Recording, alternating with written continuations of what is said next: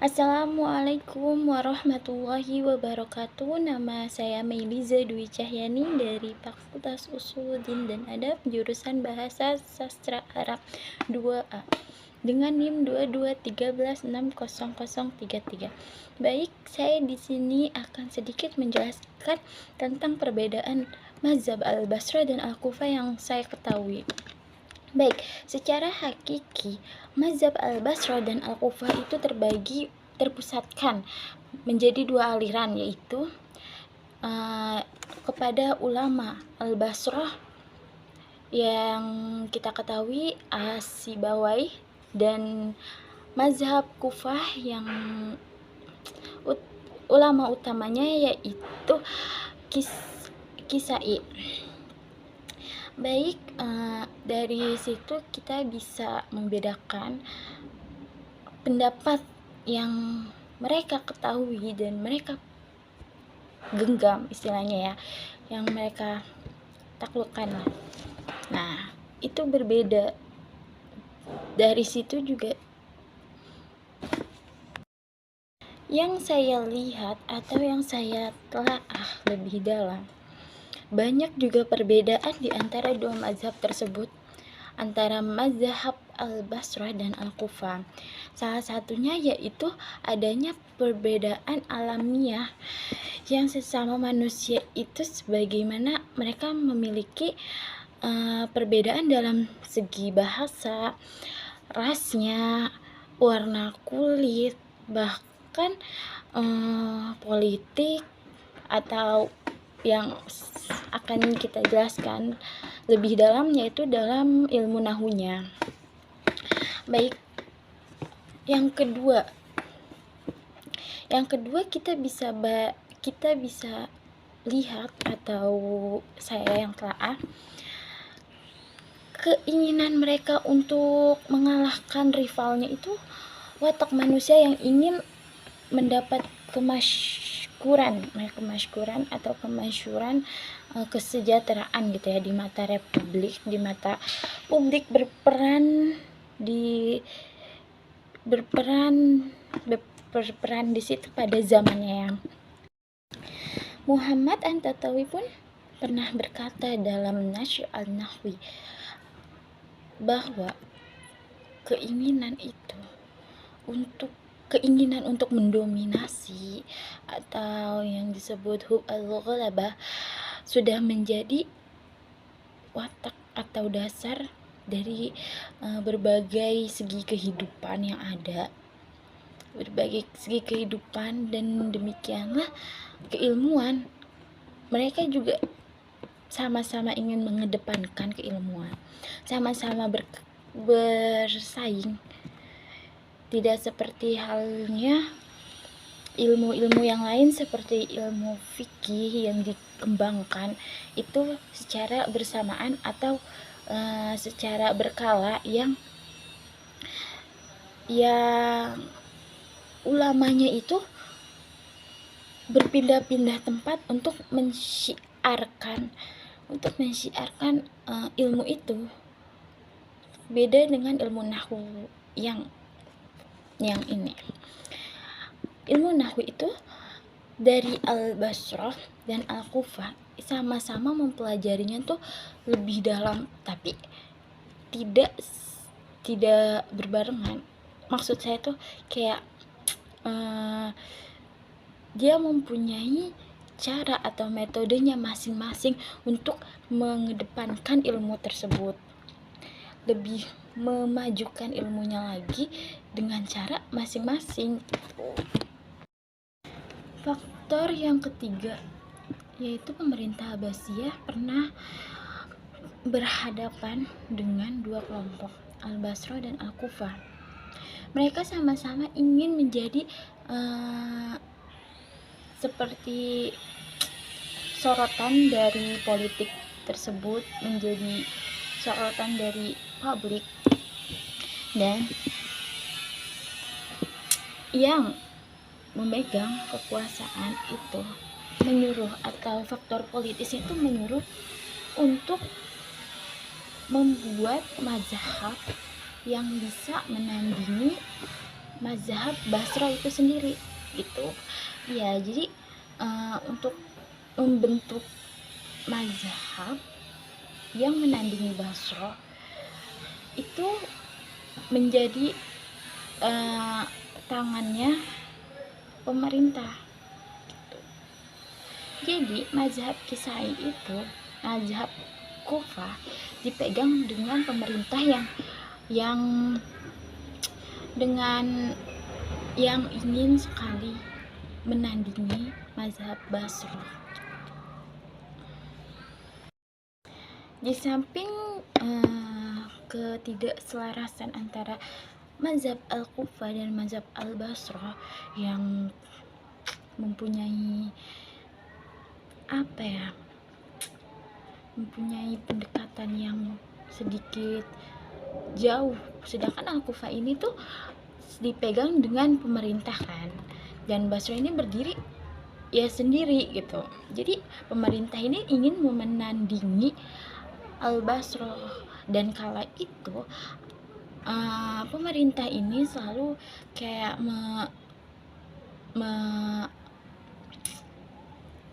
disebutnya tuh kayak bukan menindas sih, seperti kayak menyingkirkan atau lebih ke mengedepankan mazhab Kufah.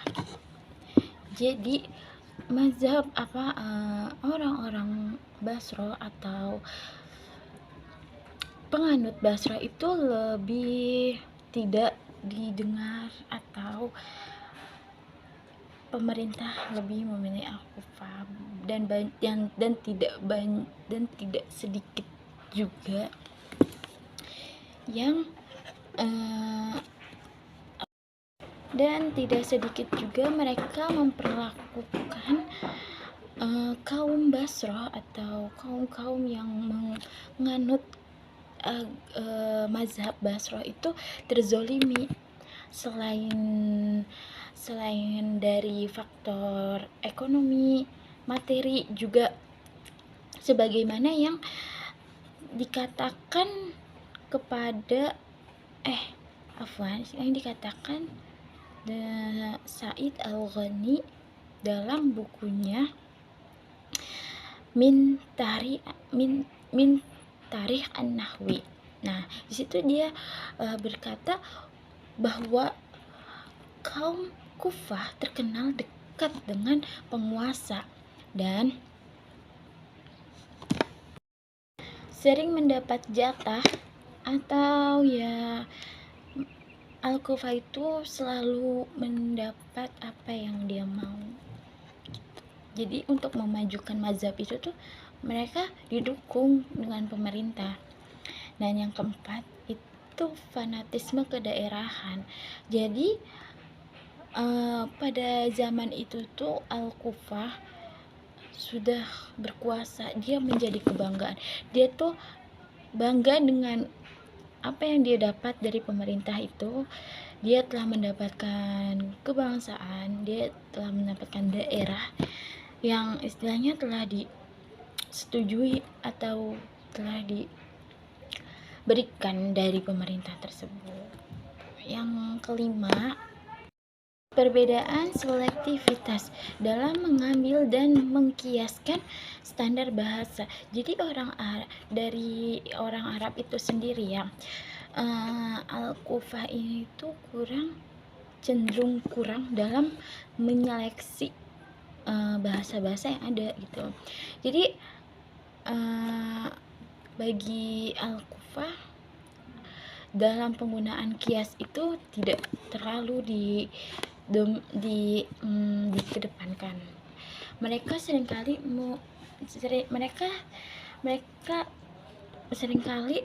mengambil contoh penggunaan bahasa yang amat jarang digunakan dan sudah kena pengaruh sarapan dari bahasa lain, misalnya dalam hal perulangan bilangan dengan wazan fu'al dan maf'al yang ghairu munsharif, sebab ilah wasfiyahnya dan menurut ulama Kufah, kedua wazan itu tuh berlaku pula untuk bilangan 5 dan 9. 5 sampai 9 afwan. Nah, sedangkan menurut ulama Basrah, sebagaimana yang ditemukan pemakaiannya pada orang-orang Arab pedalaman, kedua wazan itu hanya berlaku untuk bilangan 1 sampai 4. Basrah lebih selektif memilah dan menggunakan kias bahasa. Basrah juga lebih dekat dengan wilayah kedaerahan, kayak lebih dekat dengan wilayah yang asli Arabnya, pedalaman Arab, dibanding Kufah sendiri. Jadi Kufah sendiri ini tuh lebih mengedepankan, atau dia belum bisa disebutnya tuh belum bisa mendalami ilmu. Afwan, bukan mendalami ilmu. Dia tidak memilah. Dia lebih mendominasi dengan bahasa Arab lain atau bahasa asing yang masuk. Sedangkan Al-Basrah ini lebih memahami atau lebih mendalami bahasa yang sudah ada dari pedalaman daerah-daerah pelosok yang ada di yang ada di bangsa Arab gitu. Nah, dan ada lagi yang kena perbedaan validasi syawahid, atau yang bisa kita sebut perbedaan penggunaan bahasa. Seringkali syair-syair yang digunakan ulama Kufah dianggap tidak valid oleh ulama Basrah, sebab mereka tidak menemukan penggunaannya, atau mereka yang Al-Basrah ini pikir, atau mereka dalam mazhab Basrah ini menganggap menyalahi kias. Ngerti? Jadi bagi bangsa Basrah, wilayah Basrah, mazhab Al-Basrah itu menyalahkan atau menelaah lagi bahwa Al-Kufah ini tuh tidak valid dalam menuliskan atau dalam menggunakan kias itu sendiri. Baik, jadi yang kita bahas tadi itu adalah sebab, dan dimana ada sebab di situ ada akibat. Akibatnya itu ada yang negatif dan ada yang positif. Dan sekarang kita akan membahas yang negatif terlebih dahulu. Yang pertama, karena ada perpisahan antara mazhab Al-Basrah dan Al-Kufah, itu menjadikan yang pertama itu yang menjadikan banyaknya periwayat syair yang mengubah redaksi dari syair-syair itu. Ada banyak orang yang kerap kali disebut sebagai perawi syair yang tidak dipercaya. Jadi rivalitas Basrah dan Al-Kufah kadang menimbulkan semacam sentimen sehingga kedua kubu itu sering meriwayatkan syair yang hampir mirip, hanya beda titik harokat saja. Jadi dari situ banyak orang yang mengartikan atau menyairkannya lagi tuh pewari tersebut itu tuh salah mengartikan atau salah melenceng, atau mungkin banyak yang salah paham, atau karena dia tidak menemukan validnya Al-Basrah atau Al-Kufah yang valid, jadi dia kayak mensyairkan sendiri gitu pada zaman itu. Di sini ada akibat negatifnya yang kedua. Jadi banyaknya perbedaan pendapat itu menjadikan kitab yang paling banyak mendaftar perbedaan pendapat antara Basrah Kufah gitu. Jadi banyaknya buku-buku yang mencetus perbedaan tersebut. Ada yang menjelaskan mengapa, bagaimana, kenapa gitu. Jadi kenapa bisa berbeda, kenapa bisa terpencar, itu ada bukunya. Salah satunya itu yang saya tahu karya Ibn al-Anbari. Nah ya, dalam kitabnya Al-Insyaf fi Masai al-Khilaf baina an-Nahwiyin al-Basriyin wa al-Kufiyin. Nah, dan yang ketiga, banyaknya takdir atau perkataan amil yang dibuang. Hal ini disebabkan adanya perbedaan dalam merasionalisasi atau ta'lil ya. Alasan yang menyebabkan suatu lafal memiliki i'rab dan kedudukan tertentu gitu. Misalnya ulama Kufah berpendapat bolehnya mengidhofahkan suatu makna tersebut terhadap dirinya sendiri ketika lafal yang digunakan sebagai petunjuk akan makna tersebut berbeda. Ulama Kufah berhujjah dengan ayat inna hadzalahuma inna hadzallahu wal kul yakin. Al-Waqiah ayat 95. Kata yakin secara makna merupakan naat dari kata hak, sebab asalnya adalah hakul al-yakin. Naat tersebut secara makna adalah man'ut, lalu man'utnya diidhofahkan kepada naatnya gitu. Dan yang ketiga, sulitnya mempelajari nahwu. Hal ini disebabkan banyaknya perbedaan pendapat dan kacaunya periwayat syair, sehingga ketika seseorang pelajar ingin mendalami bahasa atau ingin mendalami bahasa Arab melalui ilmu nahwu, banyak sekali pendapat-pendapat yang berbeda yang sehingga tuh menyulitkan bagi pelajar untuk lebih cepat mengetahui atau lebih cepat dalam pembelajaran tersebut. Dan yang terakhir akibatnya itu perbedaan istilah. Jadi ulama Kufah ini seringkali mengganti istilah-istilah yang sudah ditentukan oleh ulama Basra. Karena tidak sependapat mungkinnya yang awal tadi bilang, jadi mereka mempunyai pendapat sendiri dan itu berbalik dengan Al-Basra. Jadi Al-Basra sendiri itu istilahnya beda dan Al-Kufah pun beda masing-masing jadinya. Dan setelah itu kita akan membahas akibat positif, yang dimana setiap kejadian pasti ada hal negatif dan juga pasti ada hal positifnya juga.